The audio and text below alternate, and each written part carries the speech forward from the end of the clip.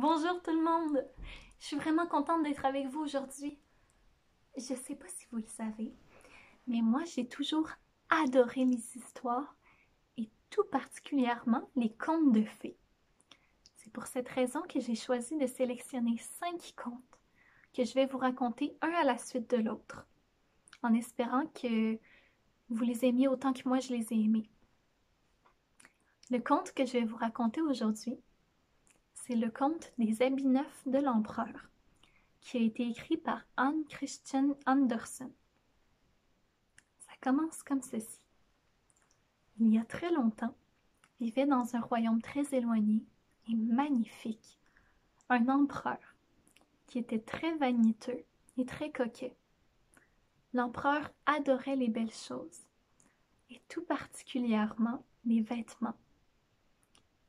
Dans la garde-robe de l'empereur, il y avait tous les vêtements les plus coûteux, les plus délicats qui pouvaient être faits sur terre. Il y avait de la soie la plus fine qui soit, les dentelles les plus compliquées, tout ce qui pouvait être acheté, le roi l'avait. Un jour, 2 escrocs se rendirent dans le village du roi. Ils voulaient tromper le roi. Et lorsqu'ils apprirent que le roi adorait les vêtements, ils eurent une idée. Ils demandèrent une audience auprès du roi. Et lorsqu'ils arrivèrent devant lui, ils lui dirent qu'ils avaient la possibilité de créer un habit magnifique pour le roi, un habit qui serait somptueux comme il n'aurait jamais vu, et que cet habit aurait une particularité bien spéciale. Cet habit permettrait de distinguer les gens très intelligents des gens stupides, puisque seulement les personnes intelligentes pourraient voir l'habit. Le roi se dit que c'était une très bonne idée, que cet habit lui permettrait de savoir qui dans son entourage était intelligent et qui était stupide, qui était un bon conseiller et qui ne l'était pas.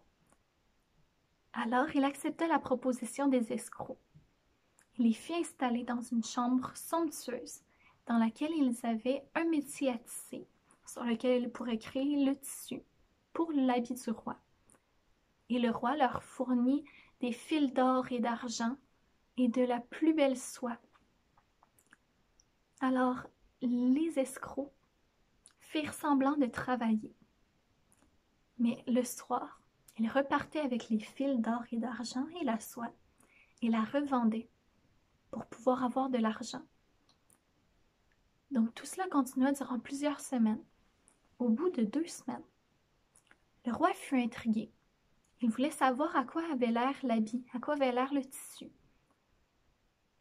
Mais il avait quand même un peu peur d'aller voir le tissu et de ne rien voir, ce qui voudrait dire qu'il était stupide. Il décida donc d'envoyer un de ses ministres, qui était extrêmement intelligent, qui était un homme très sage et en qui il avait complètement confiance. Alors il dit à son ministre d'aller voir ce qui était fait et de lui ramener des nouvelles. Le ministre parta donc et se rendit à la chambre, et en ouvrant la porte, il regarda les métiers à tisser, et il ne vit rien du tout. Vous et moi, on sait que c'est parce qu'il n'y avait rien sur le métier à tisser. Mais le ministre, lui, se mit à se poser des questions. Il se disait, j'ai toujours pensé que j'étais un homme très intelligent, mais maintenant je regarde le métier à tisser et je ne vois rien sur le métier. Est-ce que ça veut dire que je suis quelqu'un de stupide, quelqu'un de bête? Et les escrocs lui demandèrent alors, qu'est-ce que vous pensez du tissu?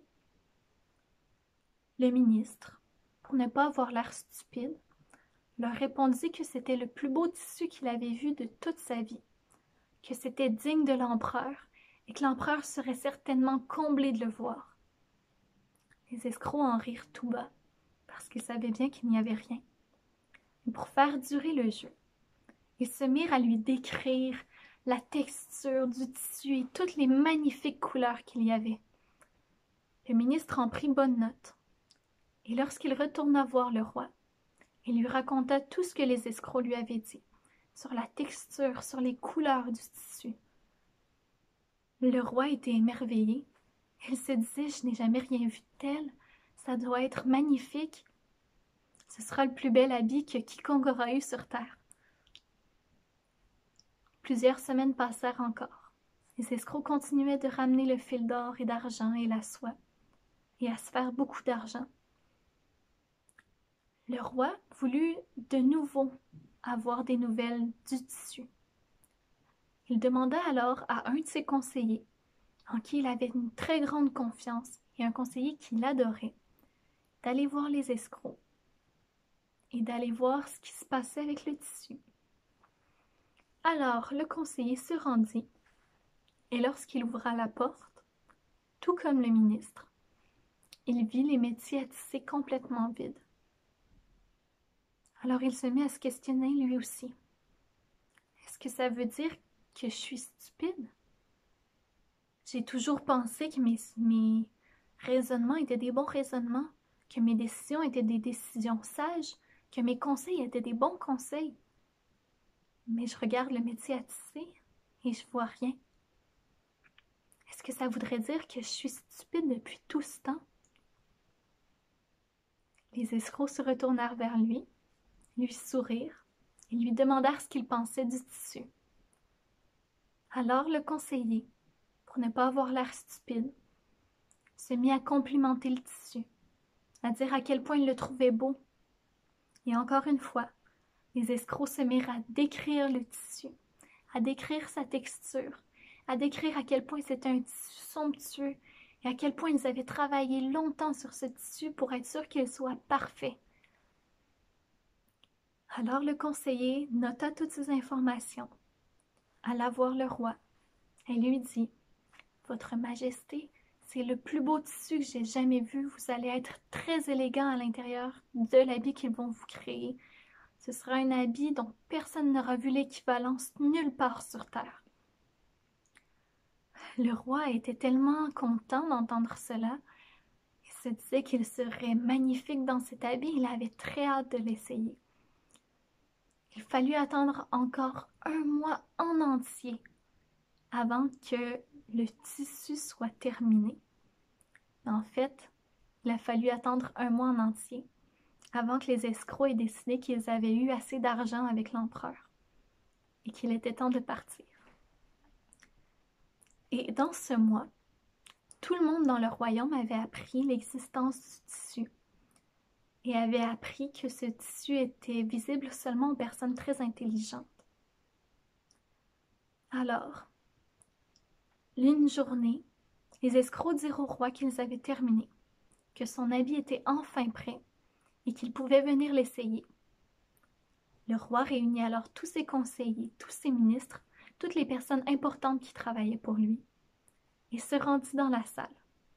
Et en ouvrant la porte, il ne vit rien, puisqu'il n'y avait rien. Mais il se mit à réfléchir. Il se dit, mon ministre, mon conseiller, toutes les personnes que j'ai envoyées voir ont tous vu un tissu magnifique, et moi je ne vois rien. Est-ce que ça veut dire que je suis stupide? Mais si je suis stupide, les autres ne peuvent pas le savoir.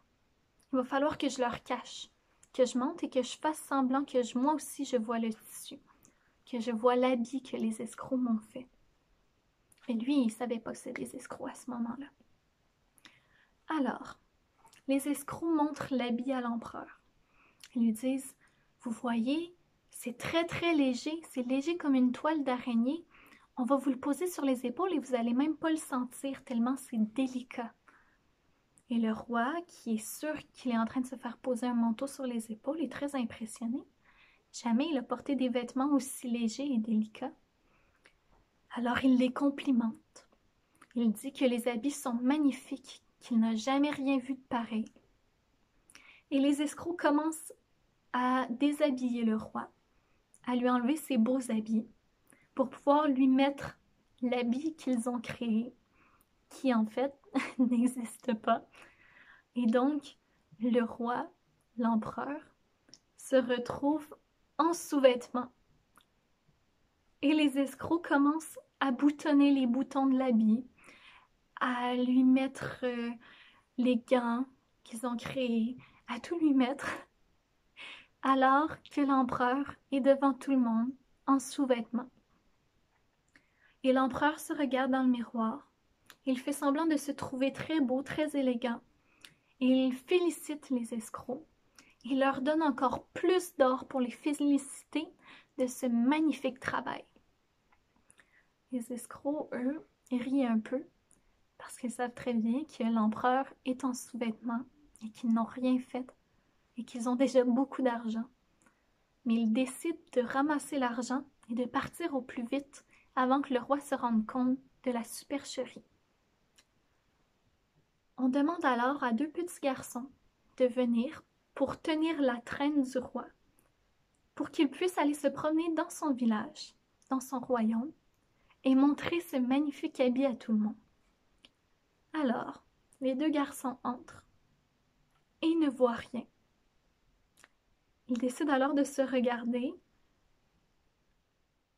et de prendre la traîne invisible pour ne pas que les autres pensent qu'ils sont stupides. Donc ils se promènent avec la fausse traîne, avec le roi en sous-vêtements en avant d'eux, et ils font le tour du royaume. Et partout dans le royaume, tout le monde acclame le roi, tout le monde dit que les vêtements sont magnifiques, qu'ils n'ont jamais rien vu d'aussi beau. Jusqu'à temps qu'une petite fille se retourne vers son père et qu'elle se mette à rire. Mais papa, l'empereur, il est en sous-vêtements. Et c'est alors que le père réalise que sa fille a raison, que tout le monde fait semblant de voir quelque chose pour ne pas avoir l'air stupide, et qu'au final, l'empereur se promène en sous-vêtements dans la ville, et le mot se propage. Et tout le monde finit par réaliser qu'ils se sont fait duper. Et le roi, trop orgueilleux pour accepter de s'être fait tromper, décide de continuer sa démarche et de se promener dans son royaume, toujours en sous-vêtements, avec les deux petits garçons à l'arrière qui traînent une traîne invisible. Cette histoire-là me fait beaucoup rire, parce qu'elle montre que parfois, à vouloir paraître trop intelligent, on agit de manière très stupide, un peu comme le roi, qui avait tellement peur d'être jugé qu'il s'est promené en sous-vêtements dans son royaume plutôt que d'accepter qu'il ne voyait pas ce qui se passait. J'espère que vous avez aimé l'histoire autant que moi. Je vous dis à bientôt et une très belle journée.